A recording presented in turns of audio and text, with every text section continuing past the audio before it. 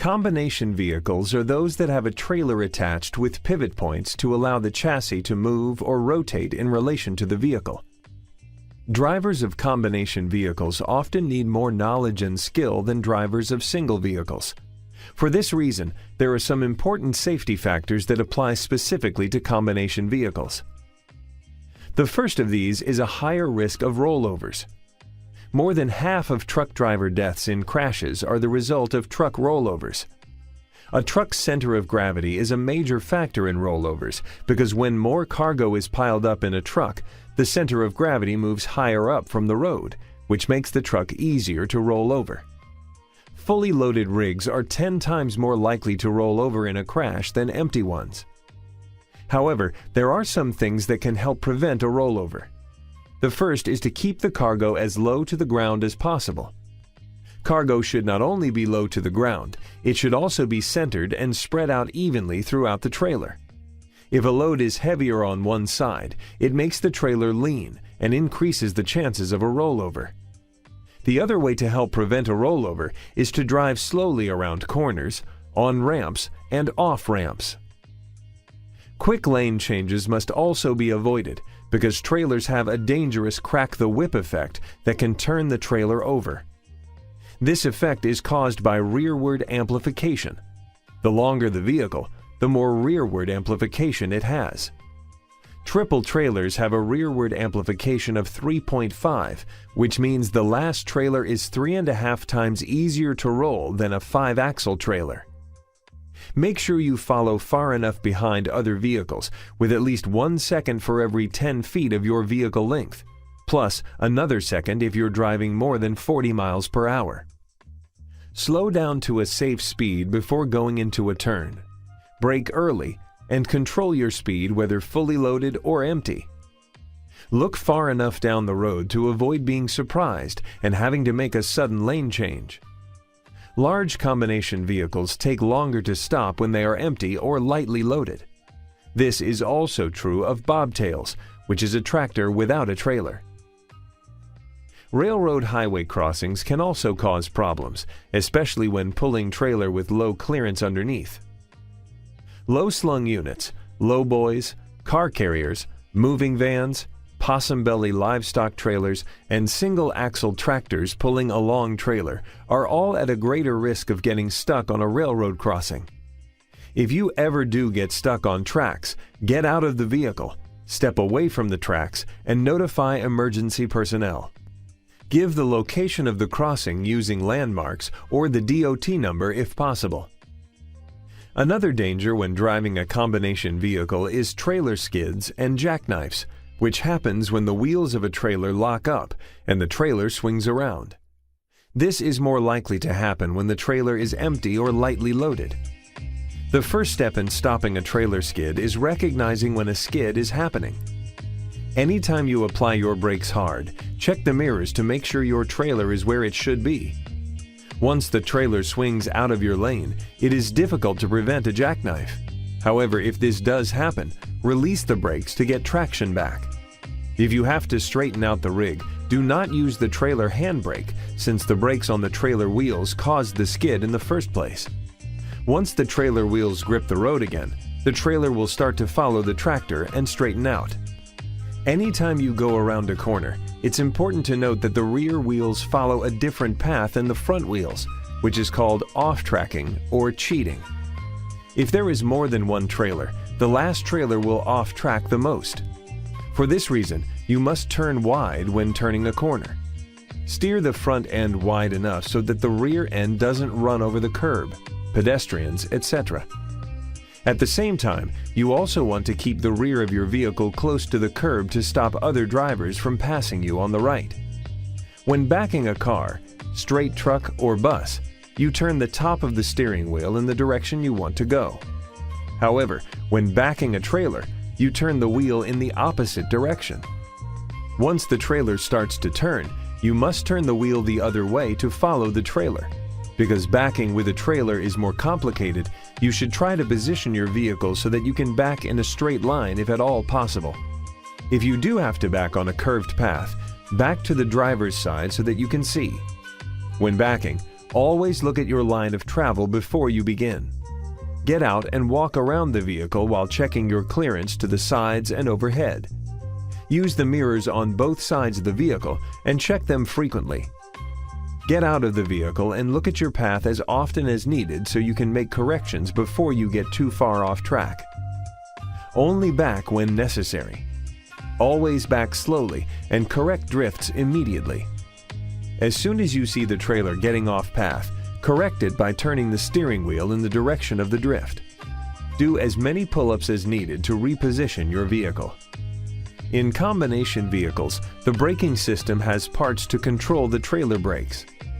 The trailer hand valve works the trailer brakes, but should be used only to test the trailer brakes, otherwise it could increase your chances of a trailer skid.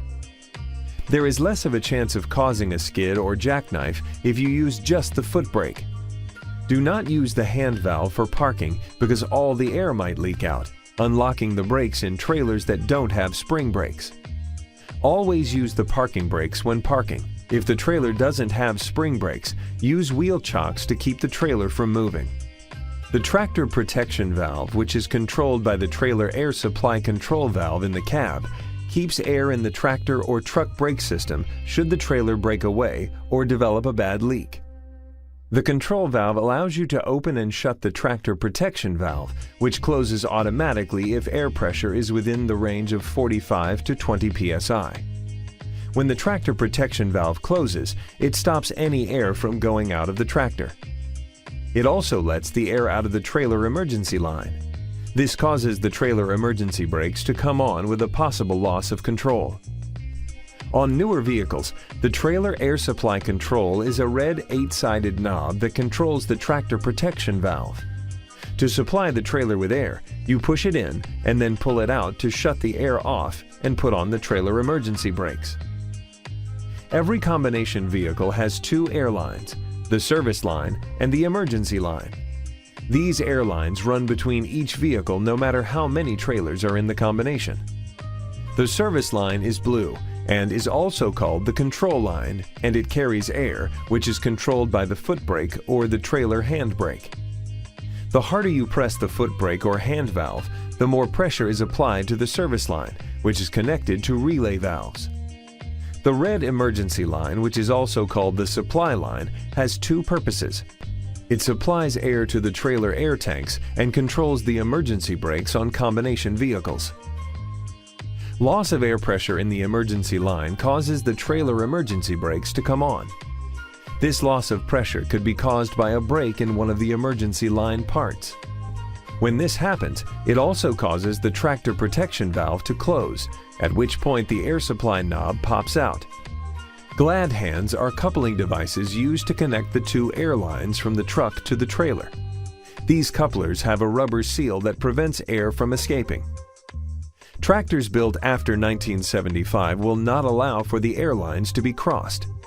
If you happen to cross the air lines in a pre-1975 tractor, supply air will be sent to the service line instead of going to charge the trailer air tanks. This means that air won't be available to release the trailer spring brakes. If the spring brakes don't release, a bad or incorrect airline connection might be the issue. Older trailers don't have spring brakes. If the air supply in the trailer air tank has leaked away, there will be no emergency brakes, and the trailer wheels will turn freely. If you cross the air lines, you could drive away, but you wouldn't have trailer brakes, presenting a dangerous situation. This is why you should always check the trailer brakes before driving, either with a hand valve or by pulling the air supply tractor protection valve control. Pull gently against them in a low gear to make sure the brakes work. Some vehicles will have dummy couplers that attach to the hoses when they are not in use to prevent water and dirt from getting into the coupler and air lines. You should use these when the air lines are not connected to a trailer. If there are no dummy couplers, you may be able to lock the glad hands together to keep the air supply clean. Each trailer and converter dolly has one or more air tanks that are filled by the emergency line from the tractor and provide the air pressure used to operate trailer brakes. Air pressure is sent from the air tanks to the brakes by relay valves. The pressure in the service line tells you how much pressure the relay valve should send to the trailer brakes. This pressure is controlled by the brake pedal and trailer handbrake. Each air tank has a drain valve on it that you should drain every day to help with water and oil buildup. If your tanks have automatic drains, they will keep most of the moisture out. Even if this is the case, you should still open the drains every day to make sure they are clear. Shutoff valves are used in the service and supply air lines at the back of trailers to tow other trailers, so they only appear in doubles or triples. These valves close the air lines when another trailer is not being towed. You must check that all shutoff valves are in the open position except for the ones at the back of the last trailer, which must be closed. All trailers and converter dollies built on or after March 1, 1998 are required to have anti-lock brake systems, or ABS. Trailers will have yellow ABS malfunction lamps on the left side, either on the front or rear corner. Dollies manufactured on or before March 1, 1998 are also required to have a lamp on the left side.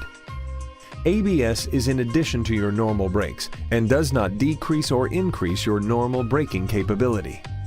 ABS only activates when wheels are about to lock up, which helps keep the vehicle under control during hard braking.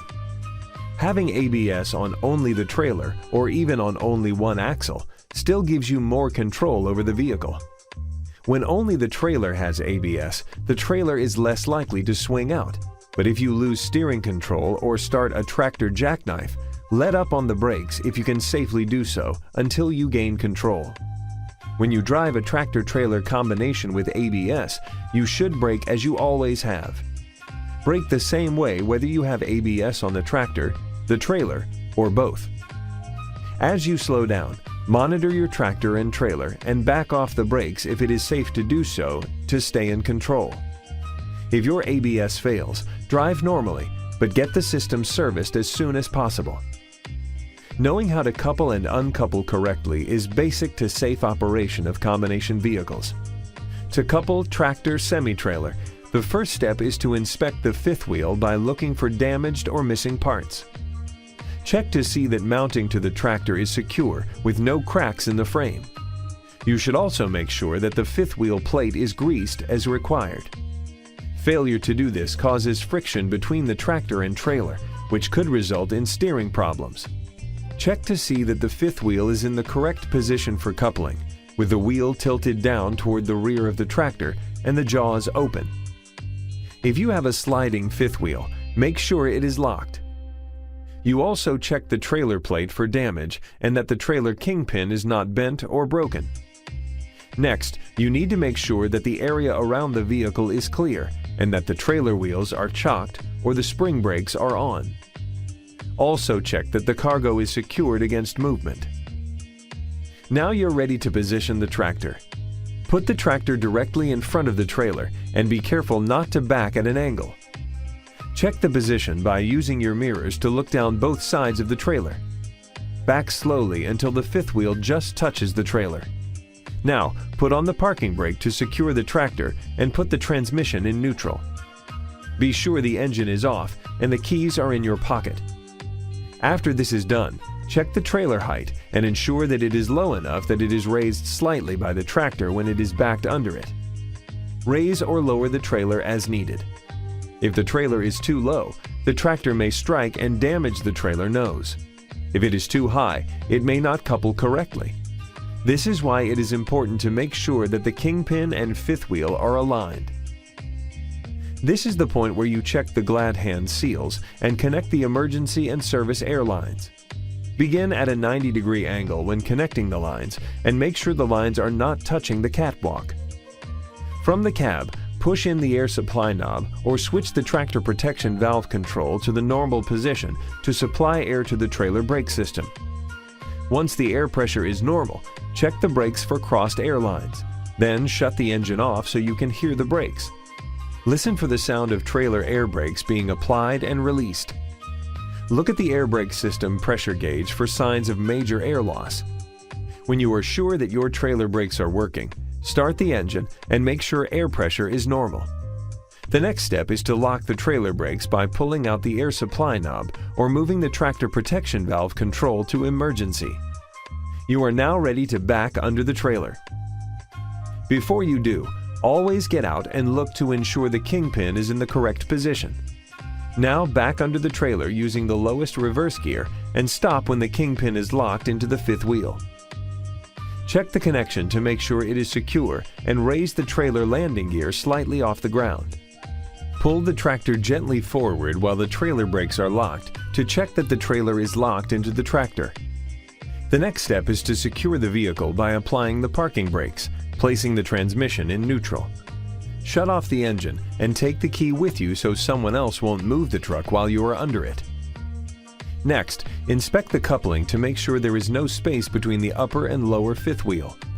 If there is space, this is an indicator that something is wrong. Make sure the fifth wheel jaws have closed around the shank of the kingpin. Check that the locking lever is in the lock position and that the safety latch is in position over the locking lever. Now, connect the electrical cord and check the air lines.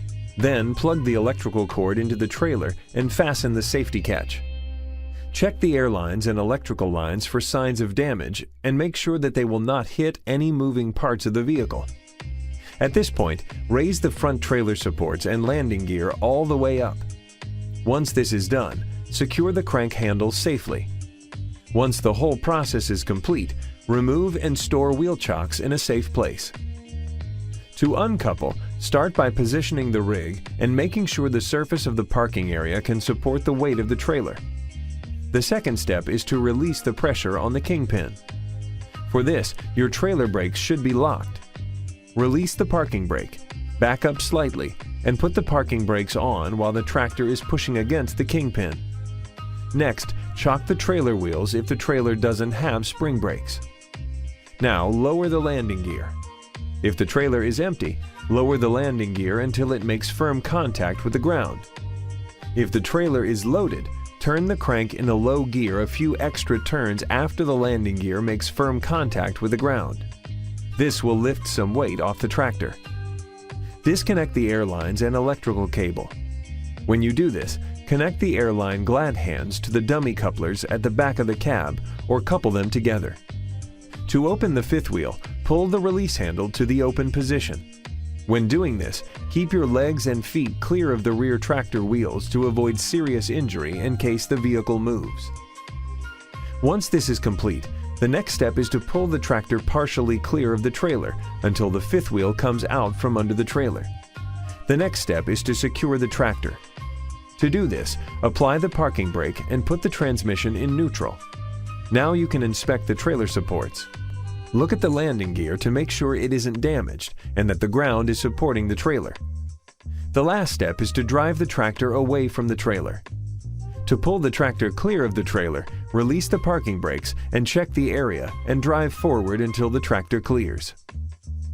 There are more things to inspect on a combination vehicle than on a single vehicle. Of course, you always want to be sure to check the tires, wheels, lights, reflectors, etc. But there are some additional items you should look at as well. Check the coupling system areas and ensure that the lower fifth wheel is securely mounted to the frame and that there are no missing or damaged parts. There also needs to be enough grease and no visible space between the upper and lower fifth wheel. At this point, you should also check the upper fifth wheel. The glide plate should be securely mounted to the trailer frame and the kingpin shouldn't be damaged. Also, ensure the air and electric lines to the trailer are hooked correctly. There should be no air leaks. When you check the sliding fifth wheel, the slide should not be damaged or have missing parts. It should also be properly greased with all locking pins present and locked in place. Check that air flows to all trailers. Wait for air pressure to reach normal. Then, push in the red trailer air supply knob. This will supply air to the emergency supply lines. Use the trailer handbrake to supply air to the service line. At the rear of the last trailer, open the emergency line shutoff valve. You should hear air escaping. Repeat this process with the service lines and foot brake or handbrake on.